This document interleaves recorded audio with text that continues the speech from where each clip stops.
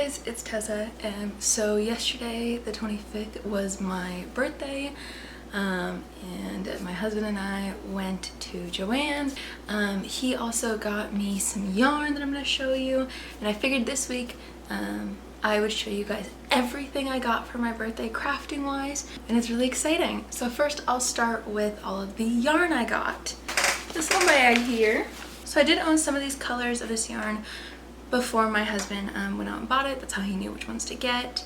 But first I have Pesto by the brand Plymouth Worsted, or I think it's just Plymouth and it's the worsted weight version. And then this is the Brooklyn Tweeds Tones Light in undertone wallflower. It's like this nice like slate purpley, gray purple, mauve color. I got two of those. So these are the ones I've already owned. I also own like an orange tone. I think it's undertone persimmon, which you can kind of see here in the corner. So I've already owned all three of those. I have what I call a fancy yarn store near me. I don't go there very often because a lot of their yarn is things like 100% wool or hand dyed, and it's just kind of out of my budget. But I do go there every once in a while to get some stuff. And my husband knows that I really like both of those brands a lot from what I've used. And so for my birthday, he was like, hey, tell me what to get you.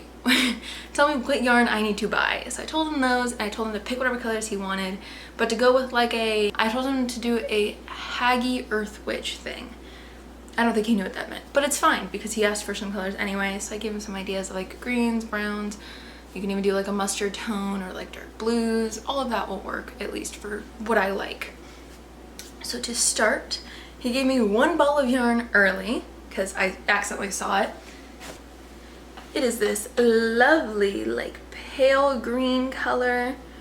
I almost want to call it like a lemon, not lemon, like a lime color. I don't know. There you go, that's kind of the best color of it so far. But yeah, so this is the one I got to see early. I've already wound this one up. I don't know what I'm doing with any of this yarn yet. I thought about making socks, but I made one pair of socks and they were two completely different sizes because I was stupid. But also this isn't really sock yarn. It doesn't have any like nylon threaded into it. It's just straight 100% wool. And I know a lot of people say if you're gonna make socks, have like a little bit of nylon in there. But I'm wondering if I can just get like really thin elastic or nylon material and just hold it two-stranded or double-stranded. I don't know if that'll work. If you know, let me know below. But so he got me this color first. I already wound it up. Oh my god, I already love it so much, especially since it pairs fairly nicely with the pesto. It's like a contrast color. Next he got me the Good Gray color. In person this looks a little more bluish to me. I also might be colorblind for blues and purples, so don't trust me with colors. But yeah, so we have this guy. Since this is 100% merino wool, it's a little bit rougher in my opinion. Like not nearly as rough as the Brooklyn Tweeds, which I'll show you. But it's a little bit on the coarser side, like feeling wise. I typically get fairly sensitive to clothing items that are a little rough, but socks I seem to do fine with, which is kind of nice. But yeah, so we have this gray color. And then to finish off the Plymouth, we also have this lovely mustard color. It's showing up a little bit brighter on camera, but this is the color Gold. I, for some reason, I'm like a whore when it comes to goldy, mustardy colors and like burnt orange. Like I see that and I'm buying it instantly. It does not matter if I don't have the money for it right now. I'm getting it because it's fantastic. I love it so much. But yeah, so we have the gold.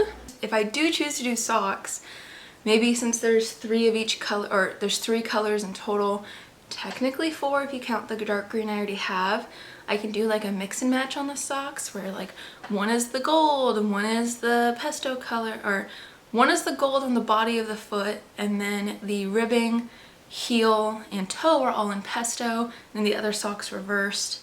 And I do the same thing with the other blue, with the blue and the other lighter green. I could do something like that, and I think that would be really cute. Next we're going on to the Brooklyn Tweeds Tones Light. I don't really like a lot of the overtone colors. I think that's just because I tend to like darker colors more, or more muted tones I typically like. And the first one he gave me, or that I saw, is the Zest undertone. Technically, okay, so fun little quick story. At the yarn store, they have both the Brooklyn Tweed tones and the tones light in the same section, kind of stacked on each other. And since my husband doesn't really do any crafting, he doesn't know, like, if you read the label you'll figure it out, because there's slightly differences in the like yardage and things like that. He also doesn't know like how to look for the difference between the light and the tones, and I forgot to tell him. So the general tones typically is essentially like a thin worsted, in my opinion. Since it's a wool, it like stretches a little bit, so it looks a little thinner, but it's like a 3 weight in my mind. This is about a 3 weight. Now the Tweed's light is much thinner. So this is the Tweed's light. I don't know if that'll even focus at all. There you go. So that's the Tweed's light, extremely thin, like very, very thin. And he didn't know this going into it, so since everything was stacked on each other, he kind of just grabbed. So 2 of these are just the normal tones, and one of them is the tones light. So this one is just the typical tones in Zest. I really like this color. I really like these Brooklyn Tweeds because since they're a tweed, they have a little bit of tonal change, which I really like. This is the other tones one in the color Nimbus undertone. It's more of also like a bluey gray, but it definitely has more blue tone in it than it does the gray tone compared to the Plymouth. And then finally, from the yarn haul at least, we have the tones light in the color Goldfinch. This is, I think, supposed to be like the tones light, or excuse me, the Goldfinch overtone is a little more goldy, a little more yellowy, but since this is the undertone, it's a little oversaturated, so it's more like a muted, it's almost like leaning green, but it's still kind of goldish. So for Joann's, I had a budget of about $80 just because I was like, I don't need that much. But the Joann's I went to had a clearance section. And a clearance section, excuse me, for the fabric, which I have never seen before. So I spent a little too much time in there. I got a couple of fabrics in that. And then I was kind of looking through the aisles because I really want to explore sewing with knit material still, or the knit weave. A bit more, or the stretchy knit, excuse me. I want to explore it a little bit more and kind of figure out what I want to do with it and all of that. I found the skirt fabric this fabric I'm going to use for a skirt. I found 2 fabrics in the clearance that I'm going to use to make like an eye mask because I don't sleep very well at night unless it's really dark. And then I found the best stretchy knit fabric. Let's show you. Luckily, everything I bought was on sale. I saved about $100, but it was still $122 at the end of it, so I went a little bit of over budget, but it's okay. So the first thing I'm going to show you isn't even fabric or anything. I just saw it and needed to have it, like, desperately. So I got it, and it is a antique style sewing machine. I think this is roughly the 1800s. I don't know. Again, it's like a factory made, so it's probably not actually historically accurate. But anyway, it is a birdhouse. My plan, however, since we don't have a lot of birds that come into our area because we have our dog, is I think I'm going to put a plant in this opening instead and let it hang down. I'm thinking of using a morning glory, which is just kind of a flower. It's an invasive species though, so I'm not sure. Or maybe I'm gonna stick some like other hanging plant in there. I don't know, I gotta do some research. But yeah, so we have this guy so far, and oh my god, I saw this and I needed it so bad. I love it so much. I am a huge fan of antique sewing or vintage sewing styles, so anything from the 1800s I'm really interested in.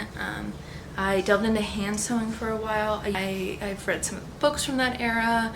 I really just enjoy the 1800s / early 1900s sewing techniques and things like that. Then also, last time I went to Joann's, and this time they were having a buy 3 get 3 on thread. So I got some pretty fun colors. I got a better shade of pink that I didn't have. I got a green, and this looks black on camera, but it's like a charcoal gray. I unintentionally am holding these in a perfect pattern. But I got Neapolitan. I got a white. You can never have enough white or black. I got another shade of pink, and I also got a brown. The green, the brown, and honestly the darker pink and the charcoal, I kind of all got based around the fabric that I bought. So the first one I will show you guys. This is one of the clearance fabrics. This is one of the like kid knits, or the kid fabrics. I don't really care though. I thought it was so cute. I had to buy it. It's so cute. I'm going to use this and one of the other fabrics to make the eye mask I was mentioning earlier. And I'll probably have enough of this after to do something else with too. So in the green and pink dress I made, they had a couple different shades of green at the Joann's I usually go to. But at the Joann's I went to this weekend, or yesterday, they had some knit, like stretch knit in the clearance section as well. So I got a slightly darker shade of green. It's only about 1.5 yards, I think. So I'm not really sure what I'm going to do with it yet. Probably just use it for color blocking later on. But yeah, so I got some more of this knit. I really like it. It's really soft, to be honest. It's really soft and just really, like, it's so nice. I've worn that dress almost every day. It's crazy. I love that dress so much. I definitely have to make more. I also bought this 100% cotton, like, I want to call it a plaid, but I'm not really sure if this is qualified as a plaid or not. But I'm going to use this to make a skirt. It's going to be a full circle skirt, I think. And the way I'm going to do it is I'm going to make 2 half circles first, and then use the seam for pockets as well as a zipper. So that's just really easy to slip on, zip it, hook it, and you're good to go. This is a little bit of a stiffer material though, or stiffer cotton. So I'm curious to see how that's gonna work, because the other cotton dress I have, or skirt I have, is in a similar like pattern of this like plaid-y neutral tone thing. But it's not nearly as stiff of a fabric. So it really sits nice and flowy and loose and all of that. But yeah, so we have this guy. And then the last fabric besides the big babe is this cute little strawberry fabric. Oh my god, I saw it and I needed to have it. This is some of the quilter's cotton, and so it's more used for like blanket tops and things like that. But I'm going to use this as the top layer, and I think the pumpkin as the bottom layer of that sleeping mask. And then I think I'm going to try to quilt over it just so that like whatever batting I put in there or fluff I put in there like stays pretty evenly dispersed. And now finally for my favorite fabric I saw yesterday. It is another knit material, and I'll show you the pattern here I'm going to be making it with. It is the company Mood, which is a fabric company in New York. They have a bunch of free patterns online that you can download, and all of this, and all the instructions are included. But I'm going to be making this all over jumpsuit. Like, I saw this and I needed to have it. So I bought 4.5 yards of this super cute mushroom fabric. Like, oh my god, like it's perfect. I love it so much. If I could change it in any way, I would make the background green and not red, but that's fine. I don't care enough. I love this fabric. It is so cute. As you can tell, I'm a mushroom girly. I am a mushroom girly through and through. That is all of the Joann's materials I bought, and all of the yarn I got for my birthday this year. I had such a great birthday. My husband woke me up to him telling me he was gonna head out for a few minutes. He was gone for like a half hour. It was crazy. And then he came back, he told me I couldn't leave the bedroom, and then when he said I could come out, he had a cake ready for me that said happy birthday on it, and he also had one of my favorite breakfast items, which is a ham and Swiss croissant, and he got himself a chocolate croissant, and he got us 2 muffins as well. It was so cute, so sweet. I love this man so much. I think somebody asked me if he'll ever make like an actual appearance on the channel. He probably will. I do a lot of this in the dining room while he's in the living room, just right over there. I'll probably show up on the channel. We went yesterday to a game store in Rockland called Fire and Ice. And there they were having a like small business, like kind of like vendor thingy, a vendor event. I'm not sure what you really call it. I don't know if you'd call it a market or what have you, but I ended up giving them my information so that I could do some vending with them as well, which is really exciting and I hope really works out. I think it'd be really nice. Their renting fees, I believe they said, was either $30 for the cheapest table or $50 for the cheapest table, and it's like a 5-foot or 8-foot table, which is fantastic. So I think that would be really exciting and really fun to do and bring you guys along with me for. Let me know what you guys think about that, or if you guys have any real opinions on like if that counts as a market or whatever you want to call it. I don't know what it's called exactly, but I had a really great time this weekend and I'm so glad I got to share it with you guys as well. Feel free to leave any comments below if you have any questions for me, and feel free to subscribe if you're interested at all. See you guys next week.